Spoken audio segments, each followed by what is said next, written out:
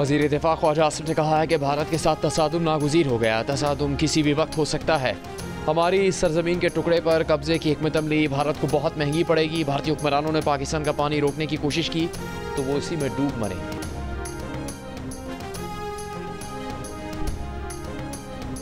वज़ीर आज़म का services chiefs के साथ ISI हेडक्वार्टर्स का दौरा। National intelligence fusion and threat assessment centre की जदीद इमारत का इफ्तिताह किया। सेंटर को 50 से ज़्यादा वफाकी और सूबाई महकमों एजेंसियों को मरबूत इंटेलिजेंस और ख़तरात की निगरानी के निज़ाम से मुंसलिक किया गया है।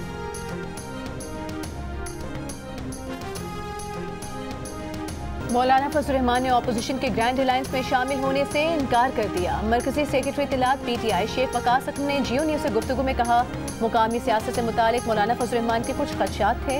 बानी PTI की हिदायत पर मौलाना को खदशात दूर करने की यकीन दहानी भी कराई गई थी। मौलाना फजल रहमान ने पहले पार्टी से मुशावरत के लिए वक्त मांगा और फिर इनकार कर दिया। एक सवाल पर शेख वकास ने कहा कि वज़ीर आला मुजवज़ा मादनियात बिल पर पहले बानी PTI को ब्रीफिंग देंगे।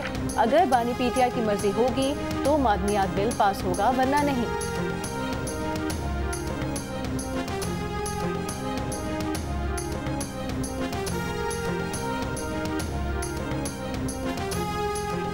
बानी PTI की दो बहनों नौरीन न्याजी और उज़मा खान की बानी PTI से मुलाकात। पुलिस की गाड़ी में बिठाकर मुलाकात के लिए ले जाया गया।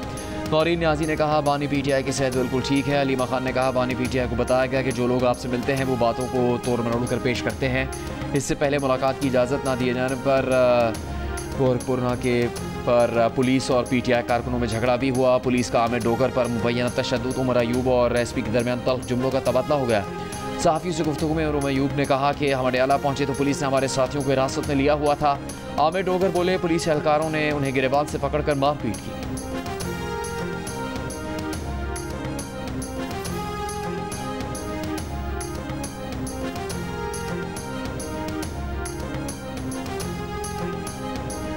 वज़ीर आला KP अली अमीन गंडापुर ने कहा है कि हमारी अंदरूनी लड़ाई अपनी जगह, लेकिन दुश्मन के खिलाफ मुत्तहद हैं। इस्टेब्लिशमेंट 2014 के धन्नों के पीछे नहीं थी। इस्टेब्लिशमेंट से मुज़ाकरात से ना मैंने और ना ही बानी PTI ने इनकार किया है। विफाकी हुकूमत का रवैया बहुत बुरा है, वो KP को नज़रअंदाज कर रही है। बानी PTI ने हमेशा मुज़ाकरात की बात की है। अब मुज़ाकरात नहीं हो रहे तो उसमें थोड़ा वक्त लगेगा। जब इंसाफ नहीं मिलेगा तो एहतजाज के सिवा क्या रास्ता बचता है। अगर पुरअमन एहतजाज का ऐलान कर दो तो पंजाब में गिरफ्तारियां शुरू हो जाती हैं। आइन और कानून के दायरे में रहते हुए बानी PTI की रिहाई के लिए कोशिश करते रहेंगे। ट्रंप ने तहरीक इंसाफ को कोई धोखा नहीं दिया।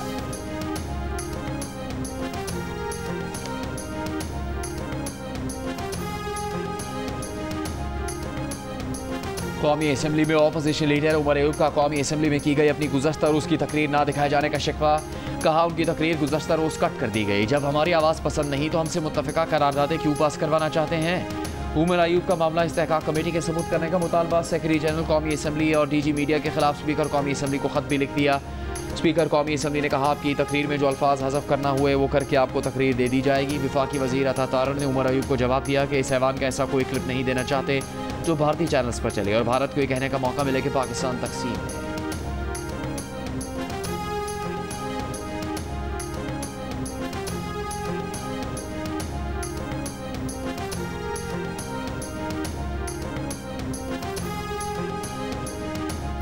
मखसूस नशिस्तों के केस में फैसले पर नजरसानी अपीलों की समाअत करने वाले सुप्रीम कोर्ट के आईनी बेंच की असर नौ तश्कील। आज की समाअत का हिस्सा रहने वाले जस्टिस अकील अब्बासी और जस्टिस आयशा मलिक कल 11 रुकनी बेंच का हिस्सा नहीं होंगे। दोनों जजेस ने नजरसानी दरख्वास्त खारिज करने का इख्तिलाफी फैसला दिया था। आज की समाअत में जस्टिस आयशा मलिक ने ये रिमार्क्स भी दिए कि इलेक्शन कमीशन तो फरीक की तरह बर्ताव कर रहा है। फैसले पर अमल की बजाय नजरसानी दायर कर दी। जो करना था कर दिया, नहीं करना था नहीं किया, तो फिर कमीशन नजरसानी कैसे मांग सकता है। वो तीनों नजरसानी दरखास्तों नाकाबिल समाअत करार देकर खारिज करती हैं। तफसीलात बाद में जारी करेंगी। जस्टिस अकील अब्बासी ने रिमार्क्स दिए कि उनकी भी यही राय है।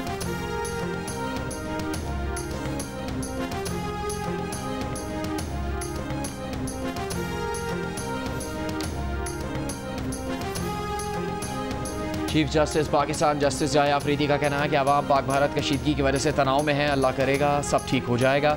सहाफ़ियों से मुलाकात में कहा कि वो 26वीं तरमीम पर बात नहीं करेंगे जब तक अदालत इसका फैसला नहीं करेगी। बोले, वो ज़ाती तौर पर एक हाई कोर्ट से दूसरे हाई कोर्ट में जजेस ट्रांसफ़र को सपोर्ट करते हैं, मगर उनकी राय में ट्रांसफ़र होने वाले जजेस सीनियरिटी में सबसे नीचे होंगे।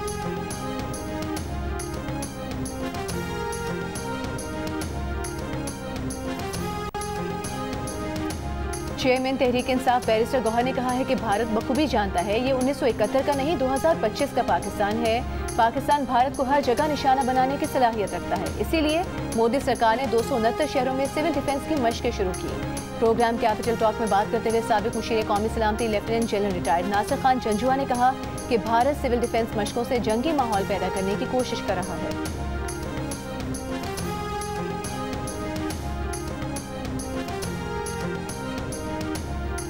सिंध से सेनेट की खाली नशस्त पर ज़मीनी इंतखाब में गैर हतमी गैर सरकारी नतीजे के मुताबिक पीपल्स पार्टी के वकार मेहदी 111 वोट लेकर कामयाब। वकार मेहदी को मिलने वाले 2 वोट मुस्तरद हुए। MQM की निगत मिर्जा ने 36 वोट हासिल किए।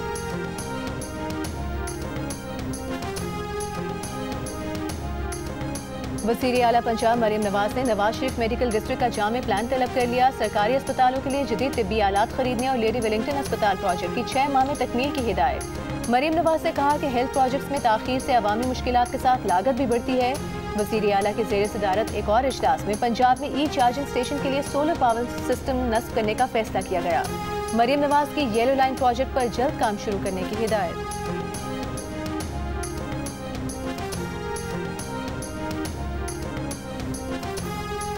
सदियों से जिंदगी बांटने वाला दरियाए सिंध पानी की बूंद बूंद को तरस गया। डेल्टा में पानी की कमी शिद्दत इख्तियार कर गई। रेत ही रेत उड़ने लगी। पानी की कमी से सिंध के साहिली इलाके शदीद मुतासिर। बदीन के गांव मिस्री मलाह में जेरे जमीन पानी खारा हो गया। मकीन मुजरे सेहत पानी इस्तेमाल करने पर मजबूर। मुंह जोर समुद्र भी आगे बढ़ गया। 3 लाख एकड़ से जायद ज़रख़ेज़ जमीन निगल गया। कोटरी बैराज पर पानी की किल्लत भी 30% तक जा पहुंची। पानी की आमद 4600 क्यूसेक और अखराज महज 190 क्यूसेक रह गया। पानी की कमी से कपास की बुवाई का अमल भी मुतासिर। खरीफ में गन्ने और चावल की फसलों को भी नुकसान का अंदेशा।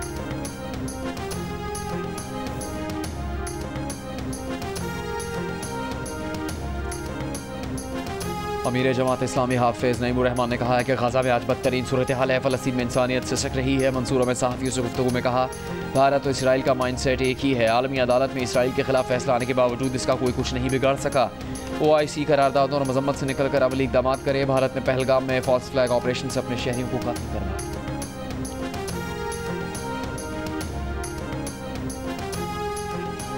पाकिस्तान की अमरीका से दरामदाद में सालाना बुनियादों पर इजाफा। ज़राए वज़ारत तिजारत के मुताबिक सदर ट्रंप के आने के बाद पाकिस्तान की अमरीका के लिए बरामदाद में सालाना बुनियादों पर इजाफा रिकॉर्ड हुआ। मार्च 2025 में सालाना बुनियादों पर अमरीका से दरामदाद में 110% का गैर मामूली इजाफा हुआ। इस साल मार्च में अमरीका से दरामदाद का हजम 18 करोड़ 30 लाख डॉलर रहा। गुज़िश्ता साल मार्च में अमरीका से दरामदाद 8 करोड़ 70 लाख डॉलर थी।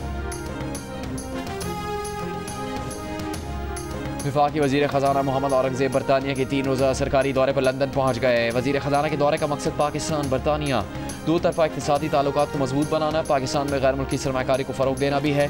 वज़ीर ख़जाना पाकिस्तान एक्सेस डे के उन्वान से सरमायाकारी गोल मेज़ कॉन्फ्रेंस में शिरकत करेंगे। वज़ीर ख़जाना IT शोबे से मुताल्लिक़ सरमायाकारों के साथ गोल मेज़ कॉन्फ्रेंस में भी शिरकत करेंगे। सदर मुमलिकत आसिफ अली जरदारी ने कहा है पाक भारत कशीदगी के तनाज़ुर में रूस तामीरी किरदार अदा कर रहा है। पाक रूस दोस्ती मजीद मजबूत होने की उम्मीद है। रूस के कौमी दिन की तकरीब से खिताब में कहा कि रूस के साथ तिजारत, सरमायाकारी, टेक्नोलॉजी और अवामी रवाबित के शोबों में ताउन को वुसअत देने की ज़रूरत है। यकीन है कि पाकिस्तान और रूस के दरमियान दोस्ती के ताल्लुकात मजीद मजबूत होंगे। सदर मुमलिकत ने इस्लामाबाद में रूस की एम्बेसी में केक भी काटा।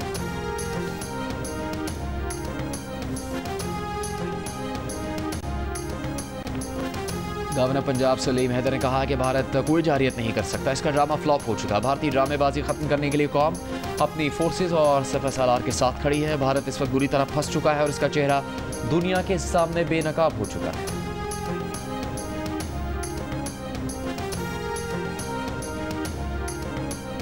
गवर्नर सिंध से सऊदी अरब, मुत्तहिदा अरब अमीरात और ओमान के काउंसिल जनरल्स की मुलाकातें। गवर्नर सिंध ने पहलगाम वाक़े के बाद खित्ते में तनाव और पाकिस्तान के मौक़िफ़ से आगाह किया।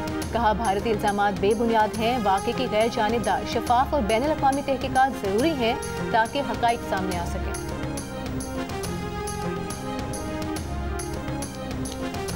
बरतानिया और भारत के दरमियान आज़ाद तिजारती मुआहदा तय पा गया। दोनों मुमालिक के सरबराहान ने तिजारती मुआहदे का ऐलान टेलीफोनिक गुफ्तगू के बाद किया। मीडिया रिपोर्ट के मुताबिक बरतानिया को कारें और दीगर अशिया भारत बरामद करना आसान हो जाएगा। बरतानिया में भारत को मलबूसात और जूतों पर टैक्स में रियायत मिलेगी। बरतानवी बिजनेस सेक्रेटरी जोनाथन रेनॉल्ड्स ने कहा है कि इस मुआहदे से बरतानिया के तिजारती इदारों को बड़े पैमाने पर फ़ायदा होगा।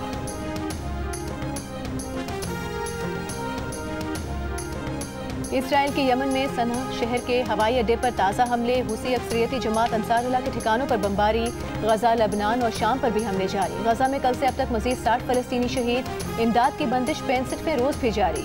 इसराइली वज़ीर आज़म नेतन्याहू की गजा के लाखों फलस्तीनियों को जनूबी हिस्से में जबरी बेदखली करने की तैयारी। नेतन्याहू का कहना है कि ऑपरेशन महीनों जारी रह सकता है। फ्रांस और यूरोपीय यूनियन की गजा में इसराइल के तौसीई ऑपरेशन की शदीद मजम्मत। इमदाद की तरसील के लिए नाकाबंदी फौरी खत्म करने का मुतालबा।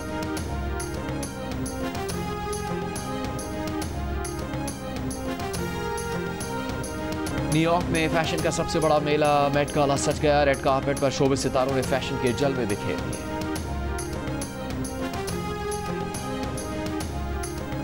JUI के सरबराह मौलाना फजलुर रहमान का कहना है कि वतन की हिफाजत के लिए हम सब यकजा हैं। भारत के ने बगैर सबूत पाकिस्तान पर इल्ज़ामात लगाए जिससे वो खुद मशकूक हो गया। भारत में भी नरेंद्र मोदी पर तनकीद हो रही है।